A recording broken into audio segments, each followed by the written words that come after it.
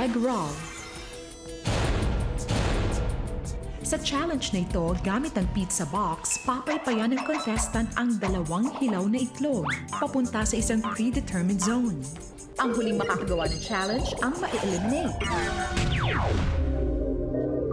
The game begins in 3, 2, 1.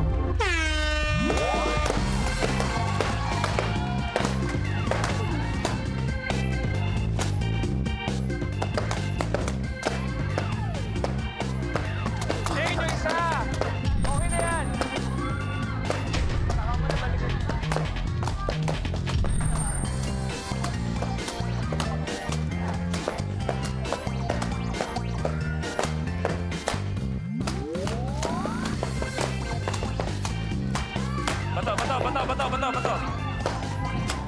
Jane, gamitin mo isang yan.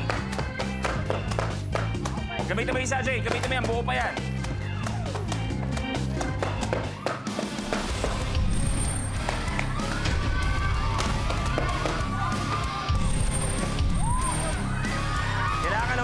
Kailangan huminto. And...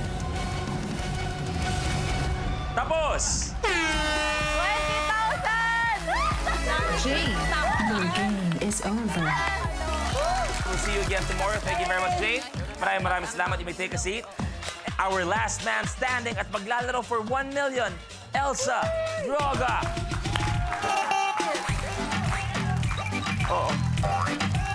Oh, eto na, mapapasayaw kaya siya pag nakita niya yung blueprint niya. Eto na, for 1 million.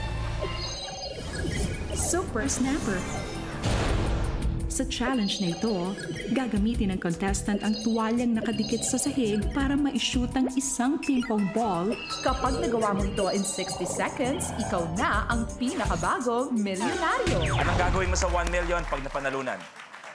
Pag nanalo, kung sakaling manalo ako, syempre, para sa pamilya ko pa rin. Kasi nga, yung bahay namin, di pa totaling gawa. So, kahoy pa rin siya, tapos tagpi-tagpi, tapos yung bubong namin, ko pa napaayos. So, pagandahin natin yung bahay ko po na yan. talaga. Pagandahin natin. Sana makuha ko yung Okay? yun. Elsa, Super Snapper, you have a minute to win it.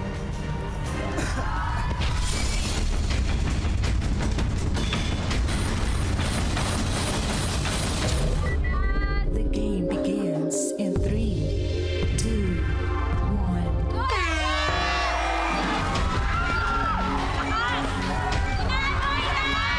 Ay.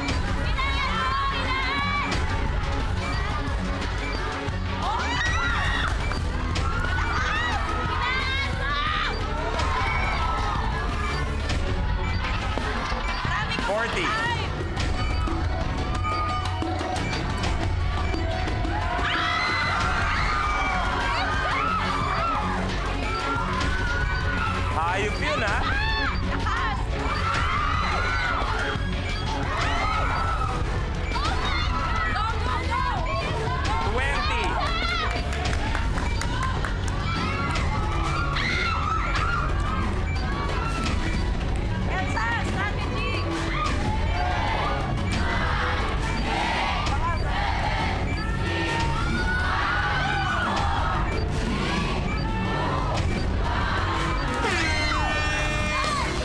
Elsa, your game is over.